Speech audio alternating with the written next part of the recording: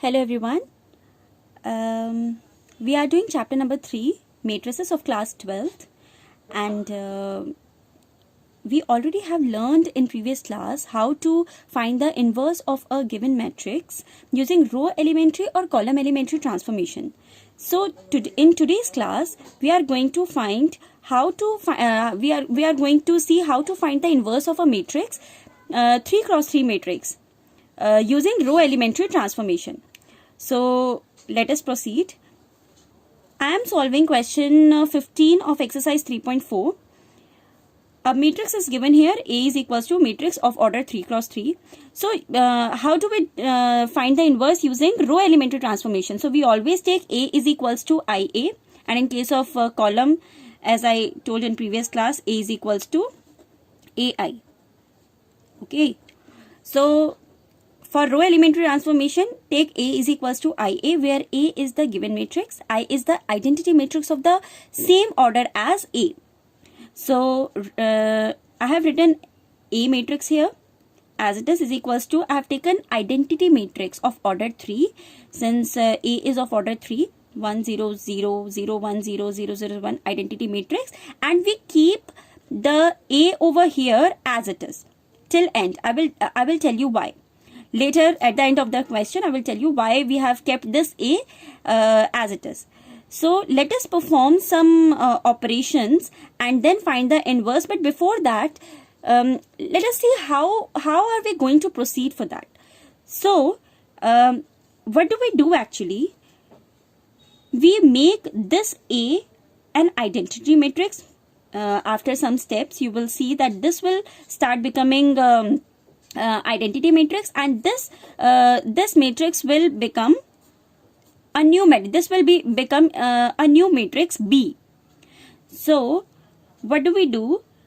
Let us take a matrix over here to understand. We are going to solve this in 6 simple steps. In first step, we will make the first element 1, and in second step we will make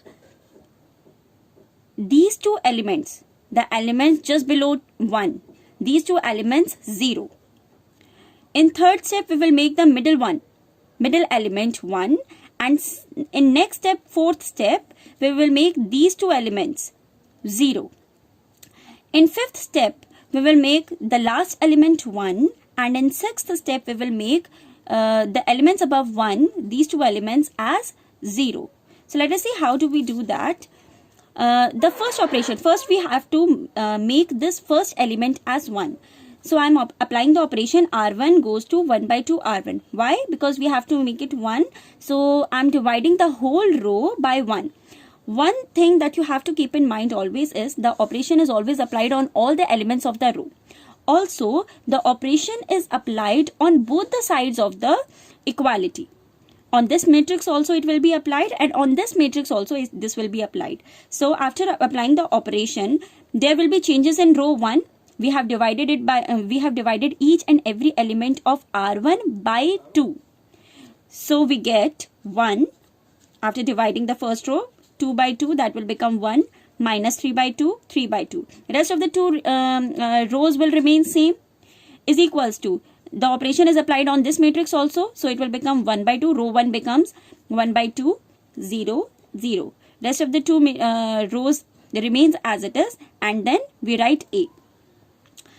Now, second step is, this was step number 1. Now, second step is we have to make these two elements simultaneously. These two elements 0. We have made this element 1. Now, we have to make these two elements 0 with the help of the row 1. So this the operations that I am going to perform here can be performed in 2 different steps also, but why to increase step unnecessarily when we are making changes in R2 and R3 with the help of R1 only? So these operations can be applied simultaneously, and simultaneous operations can only be applied when you are making changes in different rows with the help of only one row. So you can see R2 is being changed with the help of R1. R3 is also being changed with the help of R1 only. That is why these two operations are being applied simultaneously.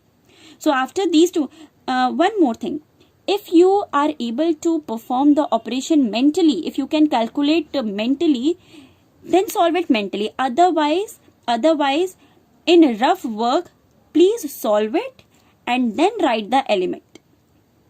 For example, I'm performing the operation. R2 goes to R2 minus 2 R1. So this is R2. This is R1. We apply operation on corresponding elements. So R2 goes to R2. So we write the element of R2, that is 2. That is 2 minus 2 times R1. The element of R1 is 1. So this will become 0. So I have written 0 over here. Now R2 minus 2 times R1. Again on second element of R2 I am applying the operation. So 2 minus 2 times minus 3 by 2, yani element of R1. So this will become 2 plus 3, that is 5. So I have written 5 over here. So similarly, you can also write it properly in rough work and calculate and then write the element. No need to go, no need to do mental work so much. If you can do it easily, then do it. Otherwise, do it in the rough work.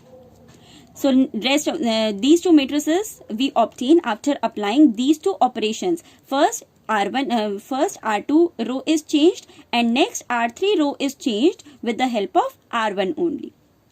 So in second step, we have made these two elements 0. Now what do we have to do in third step? We have to make this middle element 1. So how do we do that? We apply we multiply R2 by 1 by 5.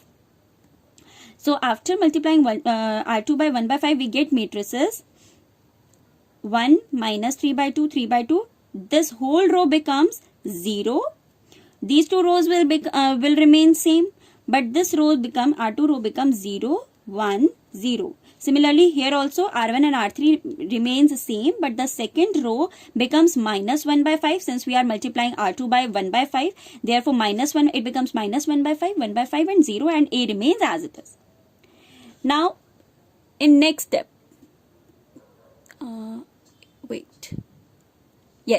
in next step, fourth, now we have to make these two elements 0. We have converted this as 1. Now we have to make these two elements 0 with the help of this R2, with this one. So I am applying operations. R1 is equals to R1. This is minus 3 by 2. So definitely you will have to add 3 by 2 in order to make it 0. So how can we write it? R1 goes to, this is an element of R1. So definitely R1 goes to R1 plus 3 by 2 times R2. So minus 3 by 2 plus 3 by 2 becomes 0. So R1 plus 3 by 2 R2. Similarly, R3. This is 5 by 2, a positive number. So you will have to minus 5 by 2 to, in order to make it 0. So I am applying R3 goes to R3 minus 5 by 2 times R2. So the matrices become, the operations will be applied on both the matrices. We are not worrying about this one. We are just applying operations keeping in mind this matrix, this A matrix that we are trying to convert in identity matrix. So we need not to worry. We just blindly have to apply the operations on the matrix on the right side of the equality. But we have to write the operations keeping in mind the elements of matrix on the left hand side. So R1 and R3, I am converting R1 and R3, making changes in R1 and R3 with the help of R2. So after applying the operation, I get these two matrices 1, 0, 3 by 2, 0, 1, 0, 0, 0, minus 5 by 2 and right hand side matrix. Now our next task is to make the last element 1. Last element 1, that is this element 1, minus 5 by 2. We have to make minus 5 by 2 as 1. So in order to make it 1, I will have to multiply it by minus 2 by 5. Then only it can be converted into 1. So I am applying next operation, step number 5. Step number 5 is R3 goes to minus 2 by 5, R3. So the matrices I obtain is these two matrices I get. Now I have to make in next step these two elements 0, but since you can already since this element you can already see that this element is already 0, so we need not to worry about this element now. We just have to make this element 0 because 1 is 0 already. So we will be making this element 0. So to make it, we will apply only one operation. Two operations need not to be applied in this step because 1 is already 0. So we will apply only one operation in this step. That is R1 goes to R1. We have to make it 0. So I will have to minus 3 by 2. So R1 goes to R1 minus 3 by 2 times R3. With the help of R3, I am making changes in this R1 row. So R1 goes to R1 minus 3 by 2 times R3. Our matrix becomes 1 0 0 0 1 0 0 0 1, which is an identity matrix, is equals to a matrix is obtained on the a matrix is formed on the right hand side. We call this matrix as B and A remains as it is. So this left hand side matrix has become identity matrix. A new matrix is obtained on the right hand side after applying the following operations and A remains as it is. So I am writing it here. I is equals to BA. After post multiplying A inverse on both the sides, I A inverse is equals to B A inverse. So after post multiplying A inverse, post multiplying A inverse, we will get A inverse. I A inverse is A inverse only, and A inverse becomes I, identity matrix. So BI again we get B. So A inverse is equals to B. That is the inverse of the matrix. The inverse of the matrix that we have obtained is equals to this matrix B. A inverse is equals to, this is the inverse of the matrix A.